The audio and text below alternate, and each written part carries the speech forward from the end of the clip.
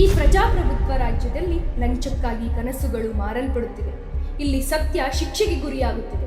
ಭ್ರಷ್ಟಾಚಾರ ಕಿರೀಟ ಧರಿಸಿ ಆಳಲ್ಪಡುತ್ತಿದೆ. ಸಾವಿರಾರು ವಿದ್ಯಾವಂತ ಯುವಕರು ಕೆಲಸವಿಲ್ಲದೆ ಅಲೆದಾಡುತ್ತಿದ್ದಾರೆ. ಆದರೆ ಅನ್ಯಾಯ ಮುಗಿಲೇರಿ ವ್ಯವಸ್ಥೆಯಲ್ಲಿ ಅಸ್ಥಿರತೆ, ಹತಾಶೆ ಹಾಗೂ ವಿನಾಶಕ್ಕೆ ಗುರಿಯಾಗಿಸುತ್ತಿದೆ. ಯಾವಾಗ ವ್ಯವಸ್ಥೆಯಲ್ಲಿ ಅಮಾಯಕರನ್ನು ವಿಫಲ ಮಾಡುತ್ತೋ, ಯಾವಾಗ ಭರವಸೆ ಅಸಹಾಯಕತೆಯಾಗಿ ತಿರುಗುತ್ತೋ, ಯಾವಾಗ ನೋವು ಕ್ರೋಧವಾಗುತ್ತೋ, ಆಗ ಯಾರನ್ನ ಬೈಯಬೇಕು? ಅಧಿಕಾರಿಯನ್ನು, ವ್ಯವಸ್ಥೆಯನ್ನು, ಅಥವಾ ಎಲ್ಲ ತಿಳಿದು ಸುಮ್ಮನಿರೋ ಸಮಾಜಕ್ಕೋ?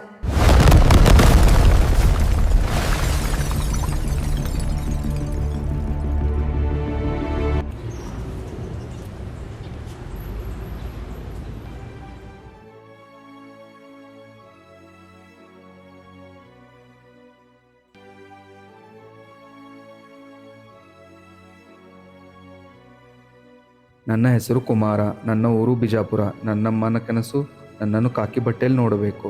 ಈ ಕನಸು ಹೊತ್ಕೊಂಡು ಬೆಂಗಳೂರಿಗೆ ಬಂದೀನಿ. ಈ ಕನಸು ನನಸು ಮಾಡ್ತೀನಾ? ಇಲ್ಲ, ನನಸು ಮಾಡೇ ಮಾಡಬೇಕು.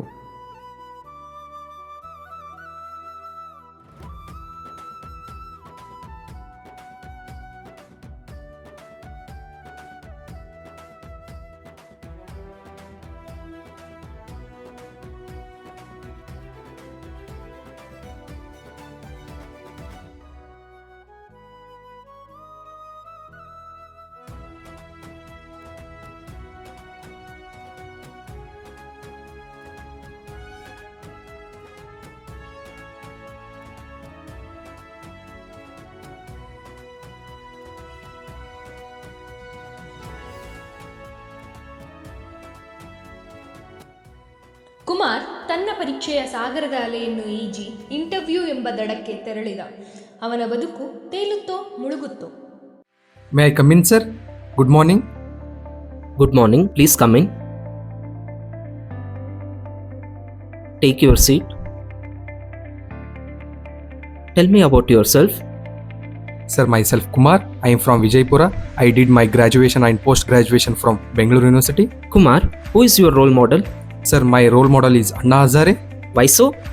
Sir, because he fought against corruption. Then why you want to pursue police service? Sir, because I want to eradicate corruption from this system. Really, can you do it? Yes, sir.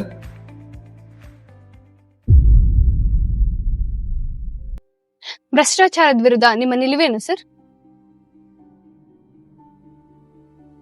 ನೋಡಿ, ನಮ್ಮ ಸರ್ಕಾರ ಭ್ರಷ್ಟಾಚಾರನ ಸಂಪೂರ್ಣವಾಗಿ ನಿರ್ಮೂಲನೆ ಮಾಡೋಕ್ಕೆ ಪಣ ತೊಟ್ಟಿದೆ. ನಾವು ಮತ್ತು ನಮ್ಮ ಸರ್ಕಾರ ಅದನ್ನು ತಡೆಗಟ್ಟೋಕ್ಕೋಸ್ಕರ ಹಲವಾರು ಕ್ರಮಗಳನ್ನು ತಗೊಂಡಿದ್ದೀವಿ. ಮುಂದೇನೂ ತಗೊತೀವಿ. ಅದನ್ನು ನಿರ್ಮೂಲನೆ ಮಾಡೋಕ್ಕೆ ಪ್ರಯತ್ನ ಪಡ್ತೀವಿ. ಮಾದಕ ವಸ್ತುಗಳು ಅಪ್ರಾಪ್ತ ಬಾಲಕ ಬಾಲಕಿಯರ ಕೈಗೆ ಸಿಗ್ತಾ ಇದೆ ಸರ್. ಇನ್ನೊಂದ್ಸತಿ ಕೇಳಿ. ಮಾದಕ ವಸ್ತುಗಳು ಅಪ್ರಾಪ್ತ ಬಾಲಕ ಬಾಲಕಿಯರ ಕೈಗೆ ತುಂಬಾ ಈಸಿಯಾಗಿ ಸಿಗ್ತಾ ಇದೆ ಸರ್. ಅದು ನಿಮ್ ಸರ್ಕಾರ ಬಂದ್ಮೇಲೆ ಜಾಸ್ತಿ ಆಗಿದೆ ಅಂತ ಹೇಳ್ತಾ ಇದ್ದಾರೆ. ಇಲ್ಲ, ಅದು ನಮ್ಮ ಸರ್ಕಾರ ಅಧಿಕಾರ ವಹಿಸ್ಕೊಂಡ್ಮೇಲೆ ಅದನ್ನು ಕಡಿಮೆ ಮಾಡಿದ್ದೀವಿ. ಅದನ್ನು ಕಡಿಮೆ ಮಾಡೋಕ್ಕೋಸ್ಕರ ಮಾದಕ ವಸ್ತುಗಳ ನಿಗ್ರಹ ದಳವನ್ನು ಸಹ ನಾವು ರಚನೆ ಮಾಡಿದ್ದೀವಿ. ಅದು ಸಂಪೂರ್ಣವಾಗಿ ಸರಿಯಾದ ರೀತಿಯಲ್ಲಿ ಕಾರ್ಯನಿರ್ವಹಿಸ್ತಾ ಇದೆ. ಅವರು ಕಾರ್ಯ ಕರೆಕ್ಟ್ ಆಗಿ ನಿರ್ವಹಿಸ್ತಿಲ್ಲ ಅಂತ ಹೇಳಿ ವಿರೋಧ ಪಕ್ಷದವರು ಆರೋಪ ಮಾಡ್ತಾ ಇದ್ದಾರೆ ಸರ್. ಸರ್ ಸರ್ ಈ ಕ್ವೆಶ್ಚನ್ ಆನ್ಸರ್ ಮಾಡೋದು. ಇದೊಂದು ಕ್ವೆಶ್ಚನ್ ಬರ್ತೀವಿ ಸರ್. ಯಾರೇ ಇದು ಪ್ರೊಟೆಸ್ಟ್ ಮಾಡ್ತಿರೋದು ಗೊತ್ತಾಗಲ್ವಾ? ಇಟ್ಟು ಜೈಲ್ಗೆ ಹಾಕ್ರಿ ಅವ್ರು. ತಗೊಳ್ಳೋ, ಇದನ್ನೆಲ್ಲ ಹ್ಯಾಂಡಲ್ ಮಾಡಕ್ ಬರಲ್ವೇನಾ? ಕುಮಾರ್ ಸತತ 4 ಬಾರಿ ಇಂಟರ್ವ್ಯೂನಲ್ಲಿ ಸೆಲೆಕ್ಟ್ ಆದರೂ ಸಹ, ಎಲ್ಲ ಸಾಮರ್ಥ್ಯ ಇದ್ದರೂ ಸಹ ಅಧಿಕಾರಿಯ ದುಡ್ಡಿನ ಆಸೆಗೆ ವಿಫಲನಾದ ಮತ್ತು ಅಧಿಕಾರಿಯ ವಿರುದ್ಧ ಪ್ರತಿಭಟನೆಗೆ ನಿಂತ. ಕೊನೆಗೆ ರಾಜಕಾರಣಿಯ ಬಲದಿಂದ ಕುಮಾರ್ ಜೈಲಿಗೆ ಹೋಗುವಂತಾಯಿತು. ಅವನ ಜೀವನ ಅಧಿಕಾರಿಗಳ ಸ್ವಾರ್ಥಕ್ಕೆ ಬಲಿಯಾಯಿತು. ದುಷ್ಟ ಸಮಾಜದ ಶೋಷಣೆಗೆ ಕುಮಾರನಷ್ಟೇ ಗುರಿಯಾಗಿಲ್ಲ. ಇಂತಹ ಸಾವಿರಾರು ವಿದ್ಯಾರ್ಥಿಗಳು ಬಲಿಯಾಗಿದ್ದಾರೆ. ಅದರಲ್ಲಿ ಸೌಮ್ಯಳು ಒಬ್ಬಳು. ಕಿಟಿ ಎದ್ದೇಳು, ಅಡ್ಗೆ ಮಾಡಿಟ್ಟಿದ್ದೀನಿ, ಅಮ್ಮಗ ಕೊಟ್ಬಿಟ್ ಬಾ, ನೀನು ತಿನ್ನು. ಈಗ ಸದ್ಯಕ್ಕೆ ನಂಗೆ ಇಂಟರ್ವ್ಯೂ ಟೈಮ್ ಆಗಿದೆ, ಬೇಗ ಎದ್ದೇಳು. ಲೋ ಕಿಟ್ಟಿ, ನಿನಗೆ ಹೇಳ್ತಿರೋದು ಕೇಳಿಸ್ತಿಲ್ವಾ? ಎಷ್ಟಾಗ ನಾನು ಒಬ್ಳೆ ಮಾಡ್ಲಿ? ನೀನ್ ನೋಡಿದ್ರೆ ಹಿಂಗೆ, ಅಮ್ಮ ನೋಡಿದ್ರೆ ಹಾಸ್ಪಿಟ್ಲ್ ಅಲ್ಲಿ. ಎತ್ತೇಳು ನಿಂಗೆ ಹೇಳಕ್ ಬಂದು ನಾನು ಹೋಗೋದೇ ಒಳ್ಳೇದು.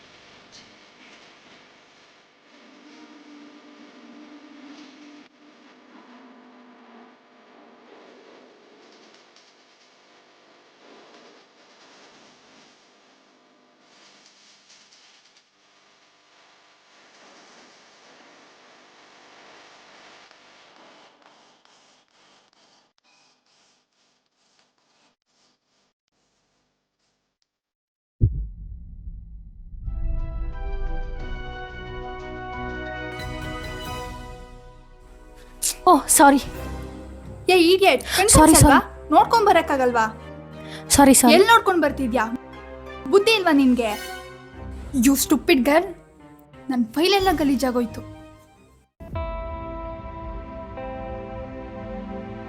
May I come in sir? Please come in. Take your seat. Thank you sir.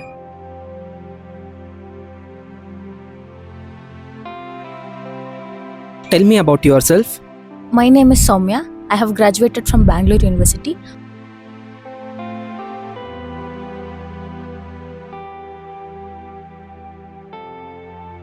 Amazing. You have a great talent. Thank you, sir. After seeing all your qualification and your personality, we are thinking about selecting you. You may please leave now. Please come in. Take your seat. Tell me about yourself. Myself, Aishwarya.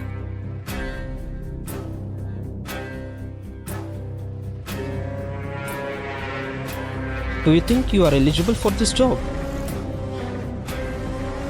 I don't think so. You are fit for this job. Thank you. You may leave now. Once again.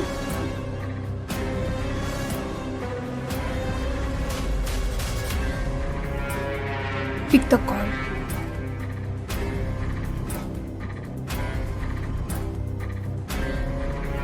Hello Hi, sir. Nagaraj, ಯಾರಂತ ಗೊತ್ತಾಯ್ತಲ್ಲ? Hi, sir. ಗೊತ್ತಾಯ್ತು sir. ಮುಂದೆ ಕೂತಿರೋದು ನಮ್ಮ ಹುಡುಗಿನೇ. ಹಾಂ sir. ಕೆಲಸ ಆಗಬೇಕು. ಸರಿ sir ಮಾಡ್ತೀನಿ ಸರ್. ಆಗದೆ ಹೋದ್ರೆ ಏನಾಗುತ್ತೆ ಗೊತ್ತಲ್ಲ? ಹಾಂ ಸರ್. ಕೆಲಸ ಆಗಲೇಬೇಕು. ಸರ್ ನಿಮ್ಮ ಕೆಲಸ ಆಯಿತು ಅಂದ್ಕೊಳ್ಳಿ ಸರ್. ಮಾಡ್ತೀನಿ ಸರ್.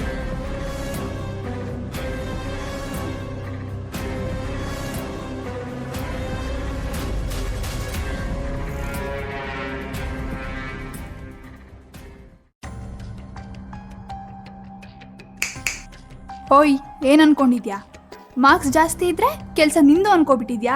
ಹೋಗ್ ನೋಡೋಗು, ಕೆಲಸ ನಂದು. ಏನ್ ಹೇಳ್ತಿದ್ದಾಳೆ ಇವಳು?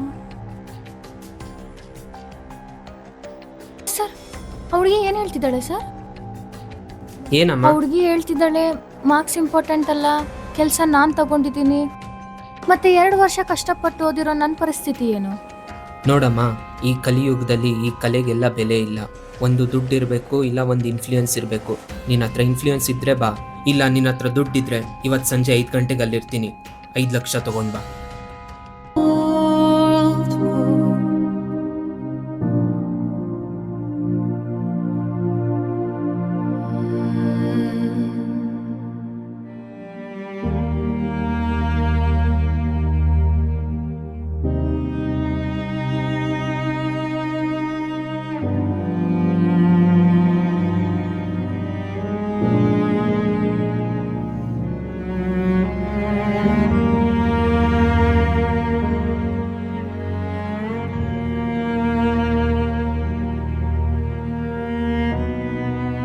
ಸರ್, ದುಡ್ಡು ತಗೊಂಬಂದೆ ಸರ್.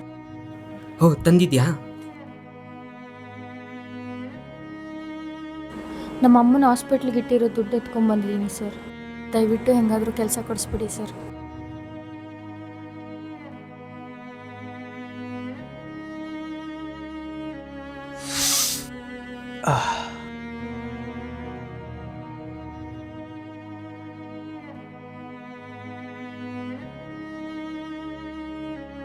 ನಿನ್ನ ಕೆಲಸ ಆಯಿತು ಅಂದ್ಕೊಳಮ್ಮ.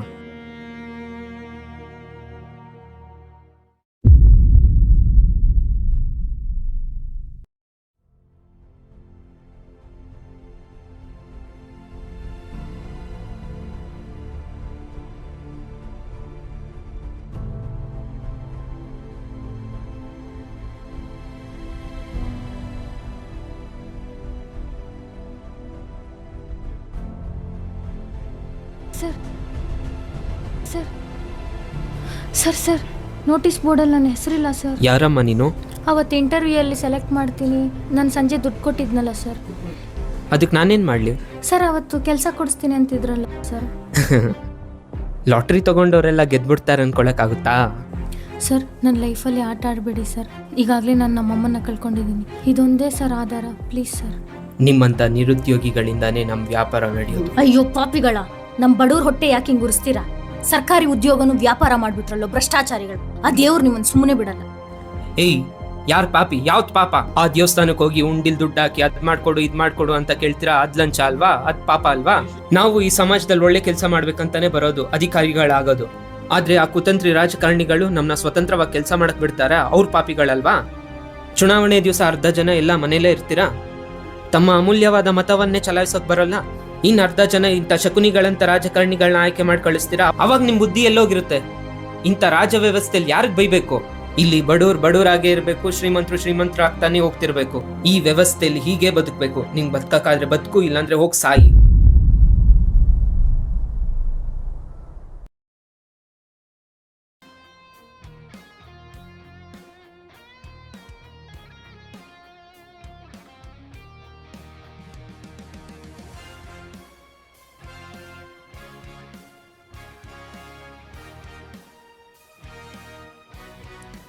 ಅಳ್ಕೊಂಡು ಹೋಗ್ತಿದ್ಯಾ? ಏನಾಯ್ತು ರಿಸಲ್ಟು? ಫೇಲಾ? ನಂಗೆ ಗೊತ್ತಿತ್ತು.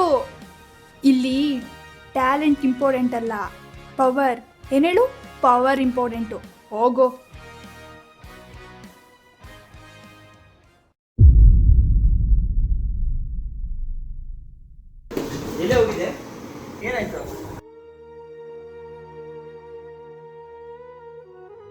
ಕಲೆಗೆಲ್ಲ ಬೆಲೆ ಇಲ್ಲ. ಇಲ್ಲಿ ಟ್ಯಾಲೆಂಟ್ ಇಂಪಾರ್ಟೆಂಟ್ ಅಲ್ಲ. ಏನೇ ಮಾಡ್ತಿದ್ಯಾ? ಏನೇ ಮಾಡ್ತಿದ್ಯಾ? ಯಾಕೆ? ಏನಾಯ್ತು? ಎದ್ದೇಳು. ಏನಾಯ್ತು? ಏನಾಯ್ತು ನಿಂಗೆ? ಯಾಕೆ ಏನಾಯ್ತು ನಿಂಗೆ? ಕಿಟ್ಟಿ ದುಡ್ಡೆಲ್ಲ ಹೋಯ್ತು. ಕಿಟ್ಟಿ ಏನೇ ಆಯ್ತು? ಏನಾಯ್ತು? ಚೆನ್ನಾಗಿ ಮಾಡ್ದೆ.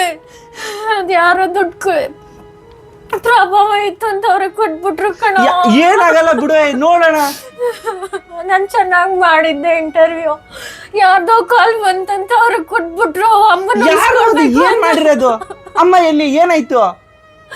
ಅಮ್ಮ ಹೋಗ್ಬಿಟ್ಲು. ನೀನ್ ಯಾಕೆ ಹೇಳ್ತಿದ್ಯಾ? ಅದು ಬೇಡ. ಏನಾಯ್ತು? ಅಮ್ಮನಿಗೆ ಸಾಲ ಮಾಡಿದ ದುಡ್ಡು ಅಮ್ಮನ ಉಳಿಸ್ಕೊಬೇಕಂತ ಅವನಿಗೆ ದುಡ್ಡು ಕೊಟ್ನೋ. ಯಾವನವನು ಹೇಳು, ಏನಾಯ್ತು? ಅವ್ನ್ ಜಾಬ್ ಕೊಟ್ಟಿಲ್ಲ. ನೀನ್ ನೋಡಿದ್ರೆ ಹಿಂಗೆ ನನ್ ಕೈಲಿ ಅಮ್ಮನ ಉಳಿಸ್ಕೊಳಕ್ ಆಗಿಲ್ಲ ಕಣೋ.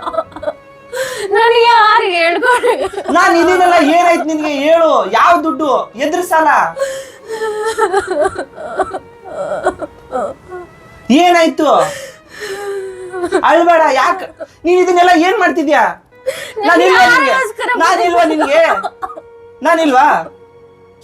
ಏನಾಯ್ತು? ಯಾಕೆ ಹಿಂಗೆ? ಅಳ್ಬೇಡ ಬಿಡು. ಯಾಕೆ? ಯಾರು ಅವ್ನು ಮಾಡಿದ್ದು ಹೇಳು? ಯಾರು ಹೇಳು? ಆತನ ಹೆಸರು ಹೇಳಿ ನೀನ್, ಸಾಕಷ್ಟೇ. ಯಾರು ಅವನು? ಬಿಡಲ್ಲ ಅವನ್ಗೆ ಇರು ಇವತ್ತು.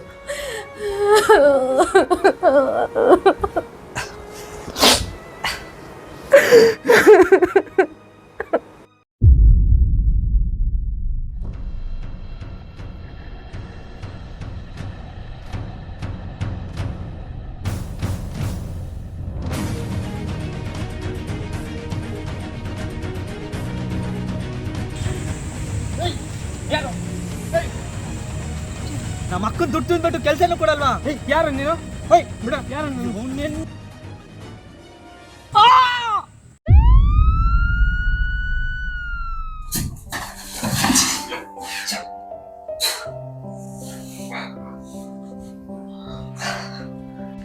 ಯಾಕಪ್ಪ, ಏನ್ ಮಾಡಿ ಬಂದೆ? ಅವನ್ನ ಕೊಂದ್ಬಿಟ್ಟೆ. ಯಾರನ್ನ ಕೊಂದ್ಬಿಟ್ಟೆ? ನಮ್ಮ ಅಕ್ಕನ ಶ್ರಮನ ಗುರ್ತಿಸ್ದೆ. ದುಡ್ಡು ತಗೊಂಡು ಕೆಲಸ ಕೊಡ್ತೀನಿ ಅಂದ, ಕೆಲಸನೂ ಕೊಡಲಿಲ್ಲ, ಮೋಸ ಮಾಡ್ದ. ಅದಕ್ಕೆ ಅವನ್ನ ಕೊಂದ್ಬಿಟ್ಟೆ. ಯಾರದು? ಆ ಭ್ರಷ್ಟಾಧಿಕಾರಿ ನಾಗರಾಜ್. ನಾಗರಾಜ ಭ್ರಷ್ಟಾಧಿಕಾರಿ ಸಾಯಿಸ್ಬಿಟ್ಟ ನೀನು? ಹೌದು. ಮಾಡಿದ ಕರ್ಮಕ್ಕೆ ಬಾಯಿಗೆ ಮಣ್ಣು ಹಾಕೊಂಡು ಹೋದ ಈಗ. ಆದರೆ ನಾಗರಾಜ್ ನಿನ್ಗೆ ಹೆಂಗ ಗೊತ್ತು? ಅವನ ನಮ್ಮ ಅಪ್ಪ ಅಮ್ಮನ ಕನಸಿಗೆ ಬೆಂಕಿ ಇಟ್ಟ. ನಾನು ಪೊಲೀಸ್ ಆಗೋ ಆಸೆಗೆ ತಣ್ಣೀರೇರ್ಸ್ಬಿಟ್ಟ. ಎಲ್ಲ ನನ್ನ ಹಣೆ ಬರ. ಮನೆ ಒಬ್ಬ ಒಳ್ಳೆ ಮಗ ಆಗಲಿಲ್ಲ, ಅಮ್ಮನ ಚೆನ್ನಾಗಿ ನೋಡ್ಕೊಳ್ಳಿಲ್ಲ, ಅಕ್ಕನ ಬಾಳೆ ಹಾಳಾಗೋಯ್ತು ನನ್ನಿಂದ. ಇದೊಂದು ನನ್ನ ಜೀವನನ. ನನಗೊಂದು ಆಸೆ ಇತ್ತು, ನಾನು ಜರ್ನಲಿಸ್ಟ್ ಆಗಬೇಕು. ಈ ಎಲ್ಲ ಭ್ರಷ್ಟ ಅಧಿಕಾರಿಗಳ, ಈ ರಾಜಕಾರಣಿಗಳ ಹಗರಣಗಳನ್ನು ಆಚೆ ಹಾಕಬೇಕಾಗಿತ್ತು. ಆದರೆ ಡ್ರಗ್ಸು ನನ್ನ ಜೀವನನೇ ಹಾಳು ಮಾಡಿಬಿಡ್ತು. ಈ ಸ್ನೇಹಿತರುಗಳು ಸೇರಿಬಿಟ್ಟು ಈ ಡ್ರಗ್ಸಿಗೆ ಬಲಿಯಾದೆ. ನಾನು ಏನು ಮಾಡ್ತಿದ್ದೀನಿ ಅಂತ ನಾನೇ ಮರ್ತೋದೆ. ಈ ಸಮಾಜದಲ್ಲಿ ಏನು ನಡೀತಿದೆಯೋ, ಯಾರನ್ನ ಪ್ರಶ್ನಿಸಬೇಕು, ಯಾರಿದಕ್ಕೆ ಉತ್ತರ ಕೊಡೋರು, ಒಂದು ಅರ್ಥ ಆಗ್ತಿಲ್ಲ. ಇಲ್ಲಿ ಬಡವ್ರಿಗೆ ಧ್ವನಿ ಇಲ್ಲ, ಪ್ರಭಾವಿಗಳಿಗೆ ಮಾತ್ರ. ಬಡವ್ರು ಪ್ರಶ್ನೆ ಮಾಡಿದರೆ ಯಾರೂ ಕೇಳಲ್ಲ, ಪ್ರಭಾವಿಗಳು ಆಜ್ಞೆ ಮಾಡಿದರೆ ನಾಯಿಗಳ ಹತ್ರ ಕೆಲಸ ಮಾಡ್ತಾರೆ. ಈ ಅಂಧಕಾರ ಜೀವನಕ್ಕೆ ಬೆಳಕು ತರೋರು ಯಾರು? ವಿದ್ಯಾರ್ಥಿಗಳು ಯಾಕೆ ಓದಬೇಕು? ಇಲ್ಲಿ ಎಷ್ಟೋ ಜನ PG PhD ಮುಗಿದವರು ನಿರುದ್ಯೋಗಿಗಳಿದ್ದಾರೆ. ಆದರೆ ಓದೋಕ್ಕೆ ಬರೆಯೋಕ್ಕೆ ಬರದೇ ಇರೋರೇ ಅಧಿಕಾರಿಗಳು. ಈ ಸಮಾಜದಲ್ಲಿ ಯಾರನ್ನ ಕೇಳಬೇಕು ಅಂತಲೇ ಗೊತ್ತಾಗಲ್ಲ, ಯಾರನ್ನ ದೂಷಿಸಬೇಕು ಗೊತ್ತಾಗಲ್ಲ. Home to blame. ಭ್ರಷ್ಟಾಚಾರವು ಭಾರತದ ರಾಜಕೀಯ ವ್ಯವಸ್ಥೆಯಲ್ಲಿ ಅನೇಕ ದಶಕಗಳಿಂದ ಗಾಢವಾಗಿ ಬೇರೂರಿದೆ. ಅನೇಕ ಪ್ರತಿಭಾವಂತ, ಕೌಶಲ್ಯವುಳ್ಳ ಹಾಗೂ ಮಹತ್ವಾಕಾಂಕ್ಷೆ ಹೊತ್ತ ಯುವ ಮನಸ್ಸುಗಳು ಭ್ರಷ್ಟಾಚಾರದಂಥ ಸುಳಿಯಲ್ಲಿ ಸಿಕ್ಕಿ ಏನೂ ಮಾಡಲಾಗದಂತಹ ಅಸಹಾಯಕ ಪರಿಸ್ಥಿತಿಯಲ್ಲಿದ್ದಾರೆ. ಇದಕ್ಕೆ ಯಾರನ್ನು ದೂಷಿಸಬೇಕು? ಸರ್ಕಾರವನ್ನೇ ಅಥವಾ ಸಮಾಜವನ್ನೇ? ಭ್ರಷ್ಟಾಚಾರವು ಅವಕಾಶಗಳನ್ನು ಕಸಿದರೆ ನಿರುದ್ಯೋಗವು ಕನಸುಗಳನ್ನು ನುಂಗುತ್ತದೆ. ಭ್ರಷ್ಟಾಚಾರವನ್ನು ನಿರ್ಮೂಲನೆ ಮಾಡುವುದು ಸರ್ಕಾರದ ಕರ್ತವ್ಯ ಮಾತ್ರವಲ್ಲ, ಅದು ಪ್ರತಿಯೊಬ್ಬ ನಾಗರಿಕರ ಜವಾಬ್ದಾರಿ.